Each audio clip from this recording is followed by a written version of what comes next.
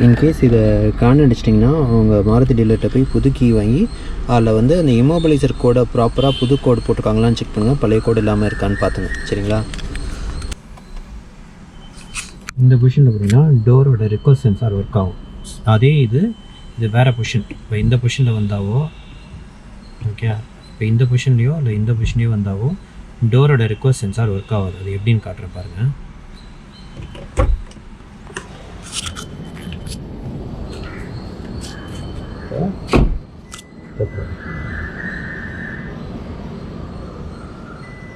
கற்றுது பாருங்கள். So work ஆகுது.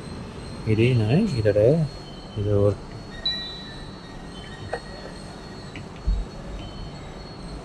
இப்போ இது ஒர்க் ஆகும். ஒர்க் ஆகுதா? ஸோ பேசிக்காக ஏதாவது ஒரு இந்த மோடில் மட்டும்தான் ஒர்க் ஆகும்.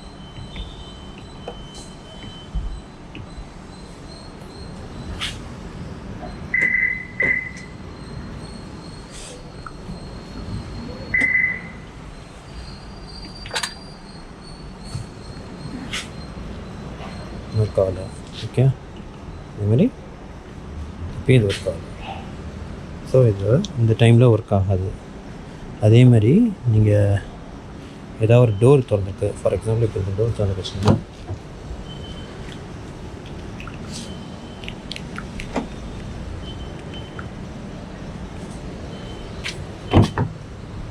ஓகே, இப்போ போயிட்டு நீங்கள் இதை அழுத்தினீங்கன்னா ஒர்க் ஆகாது. ஏன்னா இந்த டோர் திறந்துருக்கு. இந்த டோர் திறந்துருந்தால் இந்த டோர் ஒர்க் ஆகாது. ஏதாவது ஒரு டோர் திறந்துருந்தாலும் இது ஒர்க் ஆகாது. பாருங்க, இன்கேஸ் இந்த டோரை அன்லாக் பண்ணிட்டு லாக் பண்ணாமல் விட்டிங்க அப்படின்னா 30 செகண்டில் ஆட்டோமேட்டிக்காக அது லாக் ஆகிடும். சப்போஸ் நீங்கள் வந்து இந்த மாதிரி வண்டி கீயை வந்து என்ன பண்ணுறீங்க, வண்டிக்குள்ளேயே வச்சுருங்க. ஓகே, வண்டிக்குள்ளேயே வச்சுட்டு டோரை திறந்து இறங்கிட்டு லாக் பண்ணுங்க வச்சுக்கோங்க.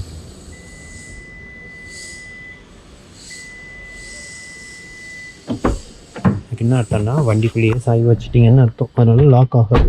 ஓகே, ரிக்வெஸ்ட் சென்சார் ஒர்க் ஆகாது. இந்த கீ எடுத்துங்க. இந்த கீ என்ன பண்ணுறேன், ஓகே, வண்டிக்குள்ளே வச்சுட்டு திறந்துட்டு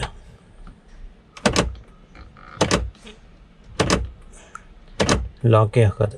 ஓகே, ஸோ க்ளோஸ் பண்ணிடணும்.